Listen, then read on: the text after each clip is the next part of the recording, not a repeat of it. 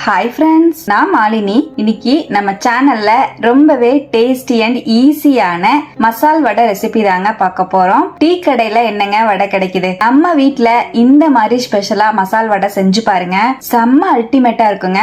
கடையில கிடைக்கிறத விட டேஸ்டாவும் நல்ல மொறுமொறுனும் ரொம்பவே ஈஸியா செஞ்சிடலாங்க. டேஸ்டும் ருசியும் சும்மா அல்டிமேட்டா இருக்கும். எப்படி செய்யறதுன்னு பார்க்கலாங்க. மசால் வடை செய்யறதுக்கு ஃபர்ஸ்ட் கடலை பருப்பை ஊற வச்சுக்கலாங்க.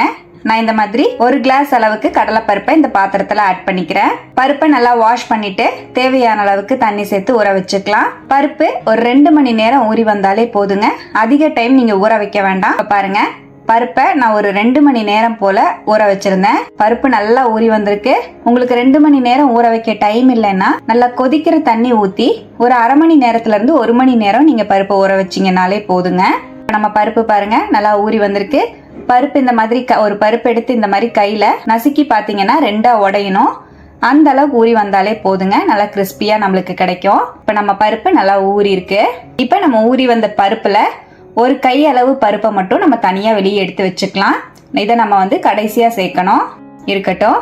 மசால் வடைக்கு மசாலா அரைக்கிறதுக்காக மிக்ஸி ஜார்ல 3 பச்சை மிளகாய் ஆட் பண்ணிக்கலாம். உங்க காரத்துக்கு தகுந்த மாதிரி மிளகாய் சேர்த்துக்கோங்க. நம்ம எடுத்த 1 கப் பருப்புக்கு 3 பச்சை மிளகாய் காரம் சரியா இருக்கும். சின்னதா ஒரு துண்டு பட்டை, 1 ஏலக்காய், 3 கிராம்பு சேர்த்துக்கலாங்க.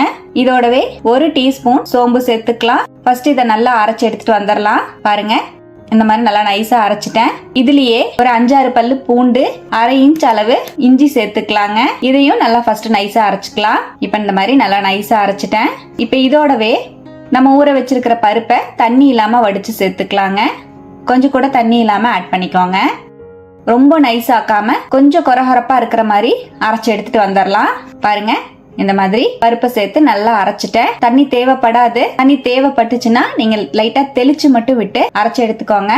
ரொம்ப தண்ணியா இருந்தா வடை எண்ணெய் குடிக்க ஆரம்பிச்சிரும். இப்ப நம்ம அரைச்ச பருப்பை நான் இந்த பாத்திரத்துக்கு மாத்திக்கிறேன். இப்ப எல்லா பருப்பையும் நான் மாத்திட்டேங்க. இதுலயே ஒரு கொத்து கருவேப்பிலைய நல்லா பொடியா நறுக்கி சேர்த்துக்கலாம். கொஞ்சமா நறுக்கின மல்லித்தலை சேர்த்துக்கலாம். ஒரு பெரிய வெங்காயத்தை நல்லா பொடியா நறுக்கி சேர்த்துக்கலாம். உங்களுக்கு ரொம்ப நேரத்துக்கு வடை நல்லா மொறுமொறுனே இருக்கணும்னா நீங்க வெங்காயம் ஸ்கிப் பண்ணிக்கோங்க. காலையில சுட்டீங்கன்னா நைட்டு வரைக்கும் வடை நல்லா மொறுமொறுனே இருக்கும். 1 டீஸ்பூன் ஜீரகம் ஆட் பண்ணிக்கலாம். இப்போ இதுலயே நம்ம எடுத்து வச்சிருக்கிற கடலை பருப்பை சேர்த்துக்கலாம். 1 டீஸ்பூன் உப்பு சேர்த்துக்கலாம். 1/2 டீஸ்பூன் பெருங்காய பொடி சேர்த்துக்கலாங்க. எல்லாத்தையும் நல்லா மிக்ஸ் பண்ணிக்கலாம். கை வச்சு நல்லா அழுத்தி பிசைஞ்சுக்கோங்க. அப்பதான் நம்ம சேர்த்திருக்கிற எல்லா பொருளும் ஒன்னா மிக்ஸ் ஆகும். இப்ப பாருங்க, நல்லா இந்த மாதிரி ஃபுல்லா பிசைஞ்சிட்டேன். இப்ப ஒரு கை அளவுக்கு மாவு எடுத்து நல்லா உருட்டிக்கலாங்க.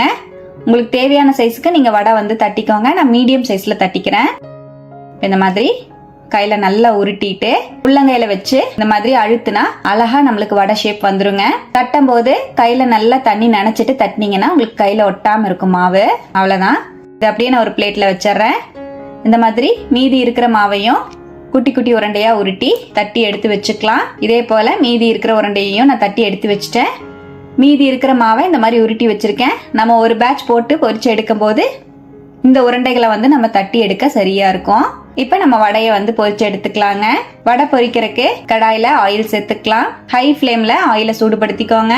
ஆயில் நல்லா சூடா இருக்குங்க. இப்ப நம்ம வடையை உள்ள சேர்த்துக்கலாம். அழகா இந்த மாதிரி ஒவ்வொரு வடையா உள்ள எடுத்து சேர்த்துக்கலாம். சேர்த்துட்டு ஸ்டவ் அப்படியே மீடியம் ஃபிளேம்க்கு கொண்டு போயிட்டு வடையை நல்லா கிறிஸ்பியா ஃப்ரை பண்ணிக்கலாங்க. ரொம்ப ஹை ஃபிளேம்ல வச்சீங்கன்னா டக்குன்னு மேலெல்லாம் கலர் வந்துடும். உள்ள மாவு மாவா இருக்கிற மாதிரி இருக்கும். அதே மாதிரி ரொம்ப நேரத்துக்கு மொறுமொறுன்னு இருக்காது. மீடியம் ஃபிளேம்ல வச்சு நல்லா ஃப்ரை பண்ணிக்கோங்க வடைய. இப்ப மெதுவா ஒரு சைட் டர்ன் பண்ணி விட்டுக்கலாம். போட்டோனையே திருப்பி விடாம ஒரு 2 செகண்ட் கழிச்சு டர்ன் பண்ணி விட்டுக்கோங்க. 2 சைடுமே திருப்பி நல்லா ஃப்ரை பண்ணிக்கோங்க. நல்லா ஆயிலோட சலசலப்பெல்லாம் அடங்கி வடை நல்லா கோல்டன் ப்ரௌன் கலர்ல வந்ததுக்கு அப்புறமா வெளியே எடுத்துக்கலாம். இப்ப பாருங்க, நான் திருப்பி விட்டு நல்லா ஃப்ரை பண்ணிட்டேன். நம்ம வடை நல்லா ஃப்ரை ஆயிடுச்சுங்க. சூப்பரா கோல்டன் கலர் வந்திருக்கு பாருங்க. ரொம்பவே டேஸ்டி அண்ட் கிறிஸ்பியான மசால் வடை சூப்பரா ரெடி ஆயிடுச்சு. இதே போலவே மீதி இருக்கிற வடையையும் நம்ம பொரிச்சு எடுத்துக்கலாம். அவ்வளவுதான். ரொம்பவே டேஸ்டி அண்ட் கிறிஸ்பியான மசால் வடை சூப்பரா ரெடிங்க. டீ டைம்க்கு ஒரு பெஸ்ட் ஸ்நாக்கு. டீ டைமோட வச்சு சாப்பிடவும் சாதத்தோட வச்சு சாப்பிடவும் சூப்பரா இருக்கும். ரச சாதம், சாம்பார் சாதத்துக்கெல்லாம் தொட்டு சாப்பிடவுமே அல்டிமேட்டா இருக்குங்க. டேஸ்டியான இந்த வடையோட சட்னி எல்லாம் தேவையே கிடையாது. நீங்க அப்படியே சாப்பிடலாம். செம்ம அல்டிமேட்டா இருக்கும். கண்டிப்பா இந்த மசால் வடைய நீங்களும் இதே போல இதே மெத்தட்ல ஒரு டைம் ட்ரை பண்ணி பாருங்க. டேஸ்ட் சும்மா அல்டிமேட்டா இருக்கும். ட்ரை பண்ணிட்டு எப்படி வந்ததுன்னு கமெண்ட்ல மறக்காம என் கூட ஷேர் பண்ணிக்கோங்க. நம்ம சேனலை இப்பதான் ஃபர்ஸ்ட் டைம் பாக்குறீங்கன்னா சப்ஸ்கிரைப் பண்ணிக்கோங்க. பக்கத்துல இருக்கிற பெல் ஐகானை பிரஸ் பண்ணி வச்சுக்கோங்க. லைக் பண்ணிக்கோங்க. ஃப்ரெண்ட்ஸ் அண்ட் ஃபேமிலியோட ஷேர் பண்ண மறந்துடாதீங்க ஃப்ரெண்ட்ஸ். தேங்க்யூ.